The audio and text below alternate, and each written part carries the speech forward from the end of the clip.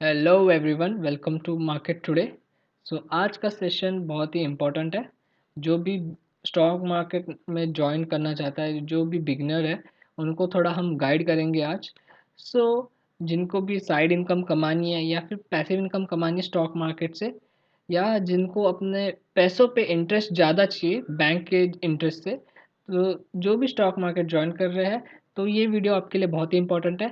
मैं एकदम point two point cover करूँगा जो जो इम्पोर्टेंट चीज़ें हैं स्टॉक मार्केट के बिगनर्स के लिए। आज का ये वीडियो स्टार्ट करते हैं हम। सबसे पहला point, you should be mature enough to join stock market. तो स्टॉक मार्केट के आने से पहले आपके पास थोड़ा सा दिमाग होना चाहिए फाइनेंशियल के बारे में। थोड़ा सा भी फाइनेंशियल लिटरेसी अच्छा है। आपको समझना चाहिए कौन सा स्टॉक आपको अच्छे प्राइस पे मिल रहा है। आप ज़्यादा प्राइस तो नहीं दे रहे उस स्टॉक के लिए, या फिर कौन सा स्टॉक कौन से प्राइस पे बाय करना है, आपको उतना एनालिसिस करना आना चाहिए। आपको बार्गेनिंग भी आनी चाहिए। आपको बताऊंगा आने वाले वीडियोस में बताऊंगा आप कैसे स्टॉक को खरीद सकते हैं।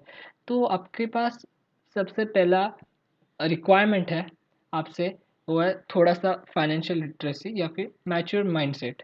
नहीं तो 99% लोग आते हैं स्टॉक मार्केट में बिना किसी नॉलेज के। बस उनके पास होता है पैसा, तो पैसा हो जाता है उनके पास, वो आ जाते हैं, कोई भी स्टॉक्स खरीद लेते हैं और फिर ध्यान नहीं देते बिल्कुल भी अपने पोर्टफोलियो पे। और फिर जब बाद में देखते हैं तो उनका पूरा वैल्यू जो होता है पोर्टफोलियो रेड में हो जाता है, नेगेटिव पोर्टफोलियो हो जाता है। तो आपको ऐसे नहीं करना है। आपको थोड़ा दिमाग चाहिए, मतलब फाइनेंशियल की तरफ से दिमाग चाहिए।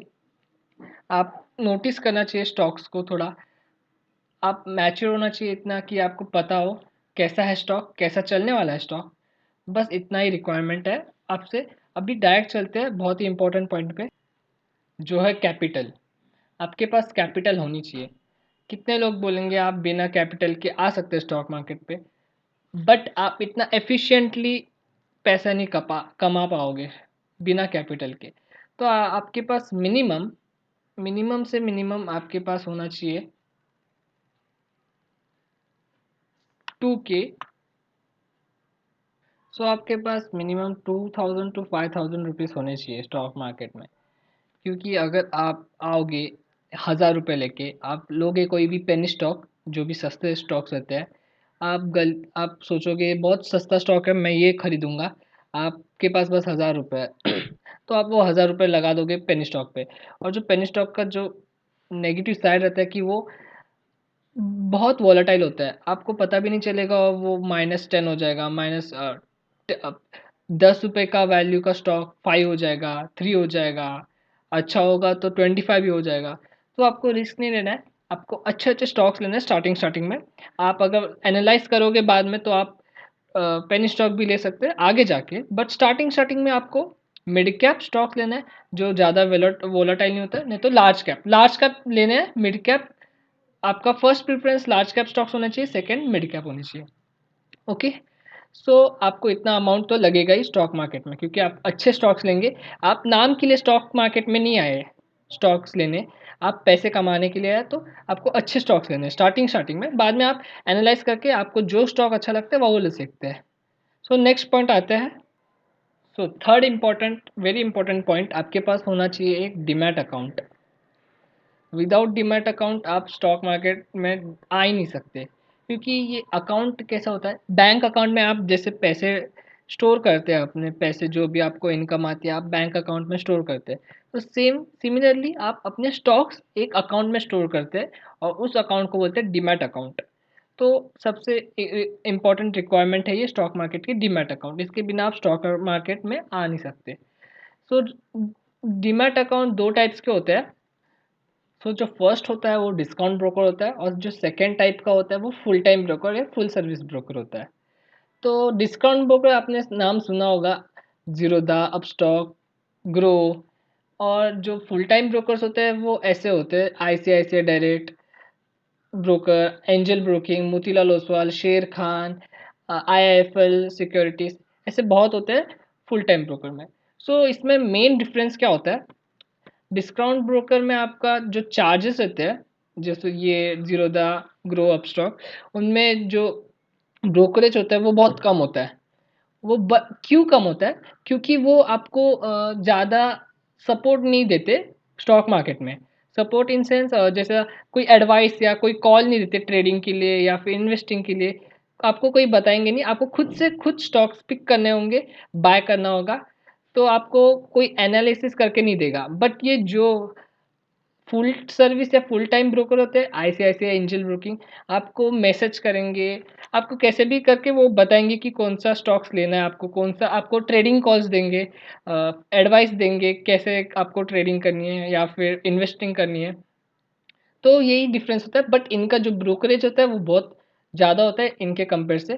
तो आपको प्रेफ़र करूँगा मैं कि आप डिस्काउंट ब्रोकर ही आए, क्योंकि आपको खुद सीखना पड़ेगा। स्टॉक मार्केट में आपको किसी के ऊपर डिपेंड नहीं होना चाहिए, आपको खुद के डिसीजंस खुद लेने चाहिए। अकॉर्डिंग टू मी आप डिस्काउंट ब्रोकर ले लीजिए जिनका ब्रोकरेज कम होता है। अगर आप ज़्यादा मार्केट को ट्रैक नहीं कर सकते, आपको बहुत ज़्यादा काम करना रहता है, इसको छोड़ के स्टॉक मार्केट को छोड़ के बहुत काम रहता है, तो आप इनमें जा सकते हैं। आपको ये एडवाइस भी देंगे कैसे स्टॉक्स लेने हैं आपके लिए। और नहीं तो आप अगर आपके पास थोड़ा फ्री टाइम होता है दिन का, तो आप डिस्काउंट ब्रोकर ले सकते हैं। सो जो 3 इम्पोर्टेंट डॉक्यूमेंट्स होते हैं डीमैट अकाउंट बनाने के लिए, सो वो होता है प्रूफ ऑफ आइडेंटिटी, आप कुछ भी दे सकते हैं, अपना आधार कार्ड। और दूसरा हो सकता है या लाइसेंस भी दे सकते हैं। दूसरा होता है प्रूफ ऑफ एड्रेस, आप दे सकते हैं अपना राशन कार्ड या फिर इलेक्ट्रिसिटी बिल। और जो तीसरा होता है सबसे इम्पोर्टेंट, पैन कार्ड। आपके पास पैन कार्ड होना चाहिए अगर आपको डीमैट अकाउंट बनाना है तो। ये जो डॉक्यूमेंट्स है वो वेरी हो सकते हैं अकॉर्डिंग टू द ब्रोकर। आपका ब्रोकर आपको जो मांगे आप दे देना। बस ये बहुत इंपॉर्टेंट होता है पैन कार्ड, बिना पैन कार्ड का आपका डीमैट अकाउंट नहीं बनेगा। सो ये देख लिया हमने। तो जैसे ही आप डॉक्यूमेंट सबमिट कर देंगे आपका डीमैट अकाउंट बन जाएगा। 1-2 दिन लगते, ज़्यादा टाइम नहीं लगता डीमैट अकाउंट बनाने के लिए। तो 2-3 दिन के बाद आप स्टार्ट कर सकते हैं। अगर आप डिस्काउंट ब्रोकर में जॉइन कर रहे हो तो आपका 1 दिन में भी हो सकता है घर बैठे-बैठे केवाईसी करके। सो नेक्स्ट, डीमैट अकाउंट बनाने के बाद अभी आप शेयर्स को बाय कर सकते हैं, सेल कर सकते हैं। तो अभी आप एक इन्वेस्टर हो गए या फिर ट्रेडर हो गए स्टॉक मार्केट में, आपने आपकी जर्नी स्टार्ट हो गई। सो नेक्स्ट इम्पोर्टेंट आप जो काम करोगे वो है पोर्टफोलियो बनाओगे। पोर्टफोलियो क्या होता है? पोर्टफोलियो आपका सारे स्टॉक्स के कलेक्शंस को पोर्टफोलियो कहा जाता है। तो आप जो स्टॉक्स लोगे वो कैसे रहेंगे? आपको सबसे इम्पोर्टेंट बात समझनी है कि कभी भी सारे स्टॉक्स एक ही कंपनी के नहीं लेने हैं। मतलब अपना सारा मनी, जो जो कैपिटल है आपका, वो एक ही कंपनी में नहीं डालना है। क्योंकि अगर कोई भी नेगेटिव न्यूज़ आती है या फिर कोई या किसी कारण से वो स्टॉक डाउन जाता है, तो आपको पुल बैक करने के लिए बाकी के स्टॉक्स कोई नहीं रहेगा। सारे स्टॉक्स आपके नीचे जाएंगे तो सारा पैसा आपका कम हो जाएगा। मैं आपको जो बोलता हूँ, आप सारे स्टॉक्स सारे अलग अलग कंपनीज के लीजिए, नहीं तो हर एक सेक्टर के एक एक स्टॉक्स ले लीजिए। मतलब जितना आपका, अगर आपके पास 10 स्टॉक्स लेने के लिए कैपेबिलिटी है, पैसा है, तो सारे अलग अलग सेक्टर्स के ले लेना। तो ऐसा ऐसा नहीं, तो अगर आपके पास 100 है तो 25 25 25 25 आपको ऐसे डिवाइड करके चलना है। कभी भी एक ही स्टॉक में नहीं डालना है, क्योंकि अगर एक स्टॉक नीचे गया तो दूसरे स्टॉक्स होने चाहिए जो आपको पुल बैक दे या बाउंस बैक दे आपको पोर्टफोलियो में, जिससे कि आपका पोर्टफोलियो ग्रीन ही रहे, ना कि रेड हो जाए पूरा। जो मैं ग्रीन रेड कह रहा हूँ, मतलब ग्रीन मतलब प्रॉफिट में हो आपका पोर्टफोलियो, एंड रेड मतलब आपका पोर्टफोलियो लॉस में हो जाए। तो यही है। और आपको जब आप स्टॉक्स ले रहे हो तो आपको अच्छे से ध्यान से सोच समझ के एनालिसिस करके स्टॉक्स लेने हैं। आप ऐसे ही स्टॉक्स मत ले लेना। आपको फंडामेंटली एक स्टॉक को पूरा जानना पड़ेगा कि कैसा स्टॉक है, कैसे प्रॉफिट एंड लॉस है इसके, क्वार्टरली रिजल्ट्स कैसे है, पीई रेशियो कैसा है, आरओसीई कितना है उसका। ये सारे टर्म्स आपको देखने हैं और अच्छे होंगे। ये सारा कैटेगरीज में अगर सेटिस्फाई कर रहा है आपका स्टॉक, तो ही आपको स्टॉक लेना है। आपको अच्छे से फंडामेंटली एनालाइज करना है इसको, अपने स्टॉक्स को इन्वेस्टमेंट के लिए। अगर आप ट्रेडिंग कर रहे हैं तो ट्रेडिंग की तो पूरी अलग बात है, आपको टेक्निकल में ज़्यादा देखना पड़ेगा, आपको फंडामेंटली इतना स्टॉक को देखना नहीं पड़ेगा। बट अगर आप इन्वेस्टमेंट कर रहे हैं तो आपको फंडामेंटली बहुत अच्छे से देखना पड़ेगा स्टॉक्स को। मैं आने वाले टाइम में वीडियोस बनाऊंगा कैसे फंडामेंटली एंड टेक्निकली आप स्टॉक्स को एनालाइज कर सकते हैं, इजीली देखेंगे। ज़्यादा हम डीप में नहीं जाएंगे, ऊपर एकदम अच्छे से देखेंगे जितना आपको आना चाहिए, ज़्यादा डीप में नहीं जाएंगे। ओके, सो आपको फंडामेंटल एनालिसिस आना चाहिए स्टॉक्स का फॉर इन्वेस्टमेंट्स, एंड थोड़ा थोड़ा टेक्निकल एनालिसिस इन्वेस्टमेंट के लिए काम आ सकता है, क्योंकि आप कम प्राइस में आप अगर आपको स्टॉक मिल रहा है तो अच्छी बात है ना।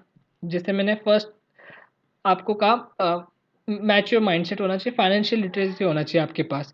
कितने स्टॉक का प्राइस में कितना, स्टॉक की प्राइस ओवर वैल्यूड तो नहीं, तो आपको देखना पड़ेगा। सो अगर आपका स्टॉक अगर आपको अच्छा प्राइस में मिल गया तो आपका जो पोर्टफोलियो है वो ऊपर जाएगा। सो इतना ध्यान रखना है आपको कि स्टॉक का प्राइस बहुत इंपॉर्टेंट होता है जिस पे आप ले रहे हैं, उस पर बहुत डिपेंड करता है कि आपका फ्यूचर रिटर्न्स कैसे होंगे। सो वेरी इंपॉर्टेंट पॉइंट कि आपको, आप अगर बिगिनर हो तो आपको इंट्राडे ट्रेडिंग या एफएनओ ट्रेडिंग बिल्कुल भी नहीं करनी चाहिए।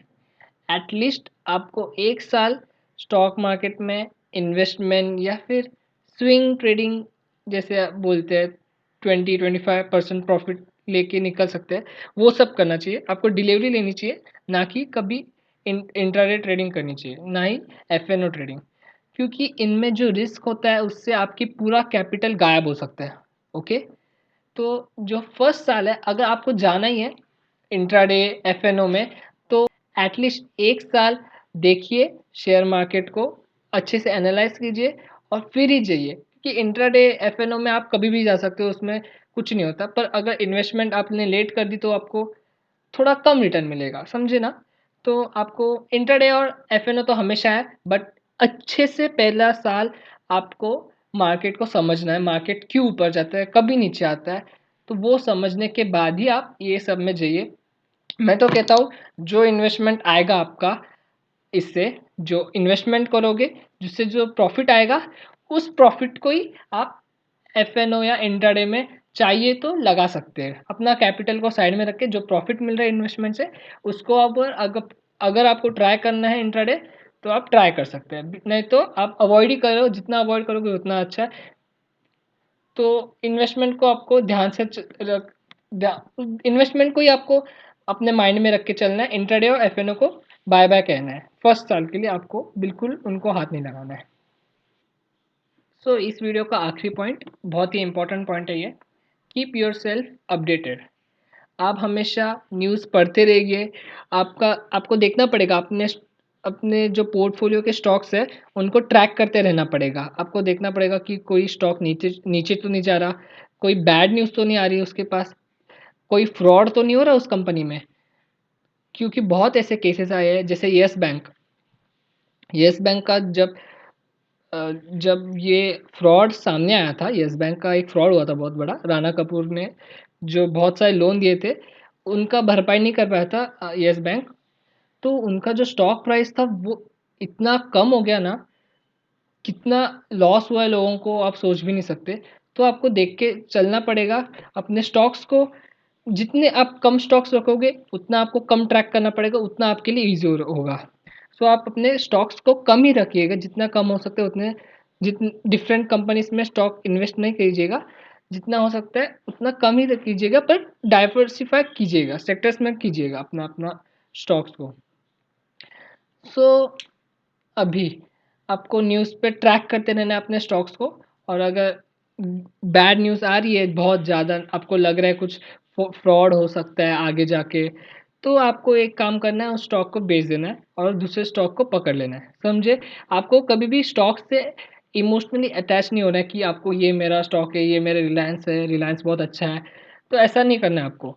आपको अगर दिख रहा है कि आप ये स्टॉक अभी नीचे जा रहा है, बहुत बैड न्यूज़ आ रही है, बंद हो सकता है, तो आपको स्टॉक को छोड़ के दूसरा स्टॉक में जाना है, समझे। तो यही था आज का वीडियो, इतने में ही समाप्त करते हैं वीडियो को। अगर आपको वीडियो पसंद आया तो लाइक कीजिएगा, अगर कमेंट में कोई भी सुझाव है तो कमेंट कीजिए करके बताइएगा। तो थैंक यू आज ख़त्म करते वीडियो को, सब्सक्राइब कीजिएगा। बाय।